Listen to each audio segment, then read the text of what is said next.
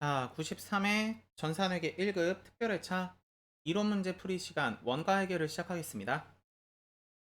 자, 9번서부터 갈게요. 자, 9번. 다음의 제조경비 항목 중 단기 원가 계산 방식이 다른 하나는 이 문제는 나온 지 되게 오래된 문제인데 되게 오랜만에 나오는 문제예요. 자, 원가에 대한 얘기를 보면 제조경비 이제 분류하신 얘기를 보면은 제조경비는 크게 관련성에 따른 분류로 나누실 수도 있고 1대1이냐 아니면 1대 다냐 아니면은 계산하는 방법에 따라 산입하는 방법에 따라 분류하실 수도 있거든요.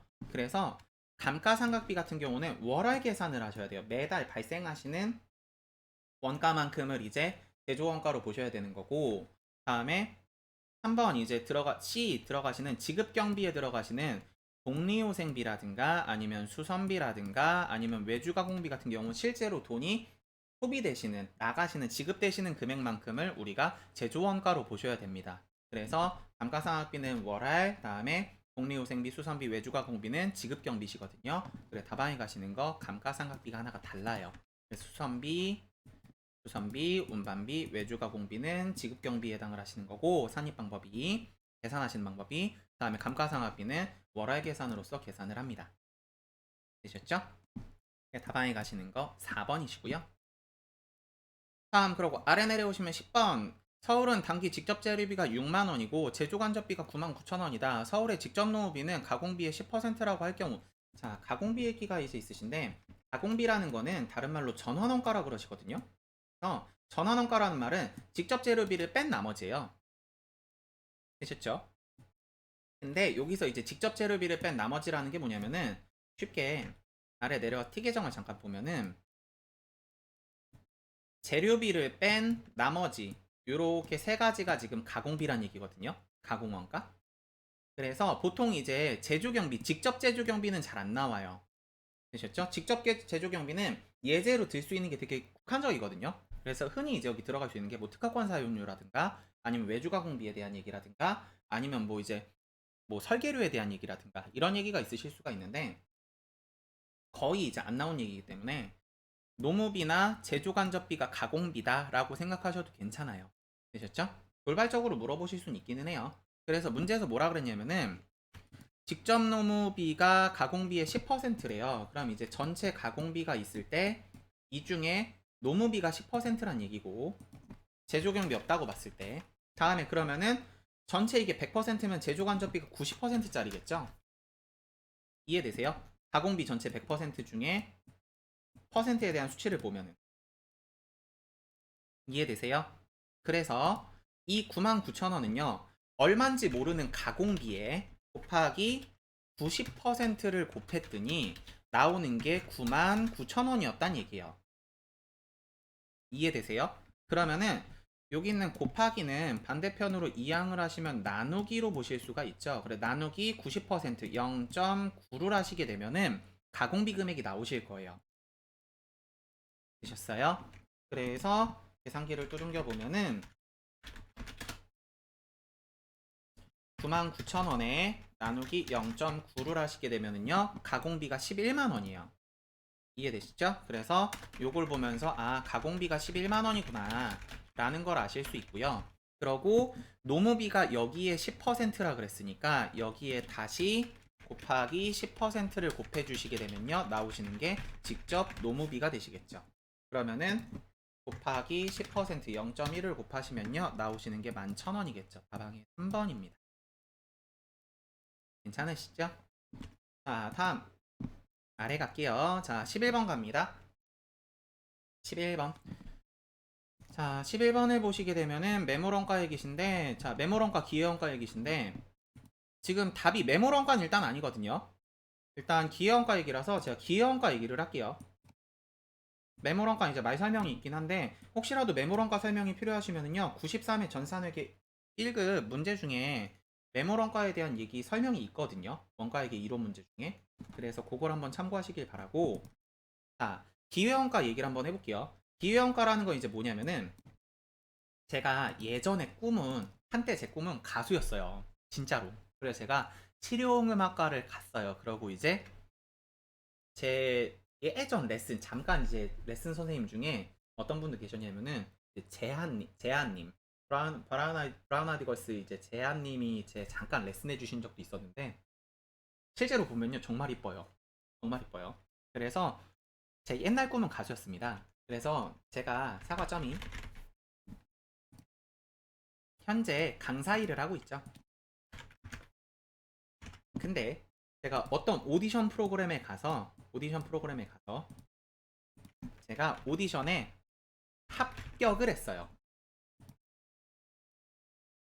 되셨어요? 그러면은 합격을 하셨을 때 이제 제가 강사 일을 계속 할지 아니면은 합격을 해서 제가 가수를 할지 판단을 해야 되잖아요. 이런 상태일 때 만약에 제가 하나를 포기해버리고 저는 강사 일을 더 이상 하기 싫습니다. 라고 포기해버리고 가수를 하게 되면은 이때 제가 선택하고 남은 하나의 대안이 기회원가가 되실 수 있어요.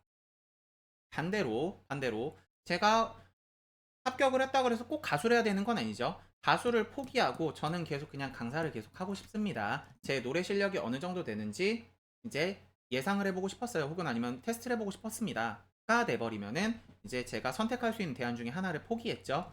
그래서 그때 이제 남는 강사를 선택하고 남는 하나가 대안원가, 기회원가가 되실 수 있습니다. 이해되세요? 그래서 기회원가라는 거는 선택할 수 있는 것 중에 선택할 수 있는 항목 중에 하나를 선택하고 남는 선택을 안 한 나머지 중에 최대 이익 부분이에요. 가장 큰 거. 만약에 선택사항이 3개였다. 되셨어요? 선택사항이 3개였다. 뭐 여기 1번 대안이 있고 다음에 아래 2번 대안이 있고 3번 대안이 있다. 근데 그 중에서 저는 2번 대안을 선택했어요. 그럼 남는 것들이 1번하고 3번이 남죠? 되셨어요? 그러면은 그 둘 중에 가치가 제일 큰 부분 되셨어요? 이익이 제일 큰 부분이 기회원가예요. 되셨죠?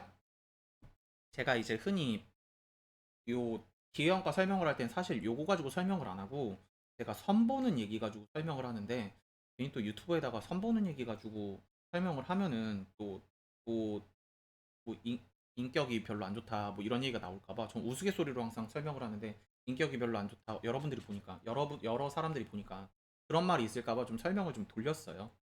되셨죠? 그래서 마무리 정리할게요. 선택할 수 있는 여러 개 항목 중에 선택하고 남는 나머지 것들 중에 최대 2 그게 기회원가입니다. 되셨죠? 그래서 답안에 가시는 거 기회원가란 다른 대체적인 용도로 사용할 수 있는 경우 발생할 수 있는 최대 이익이에요. 되셨죠? 그래 답안에 가시는 거 3번이시고요. 다음 그러고 관련 원가란 의사결정을 할 때 관련이 있는 원가를 관련 원가라고 그러시고요. 여기에 이제 들어가시는 게 기회원가가 있으실 수 있어요.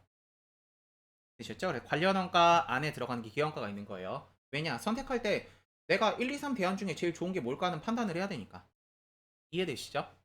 다음 매물원가라는 거는 의사결정에 영향을 미치지 않는 원가. 현재 의사결정에 아무런 영향을 미치지 못하는 원가를 말한다. 맞고요. 회피 가능 원가라는 거는 제가 말 그대로예요. 선택을 했을 때 이제 회피할 수 있는 원가. 이게 회피 가능 원가고요. 답안에 가시는 거 4번 맞고요.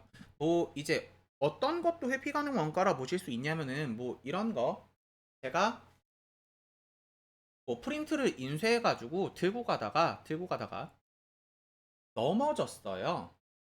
되셨어요? 들고 가다 넘어졌어요. 그래서 그 프린트가 넘어졌는데 하필이면 거기에 뭐가 있었냐면은 물이 있던 거예요. 그래서 그 프린트가 젖었어요.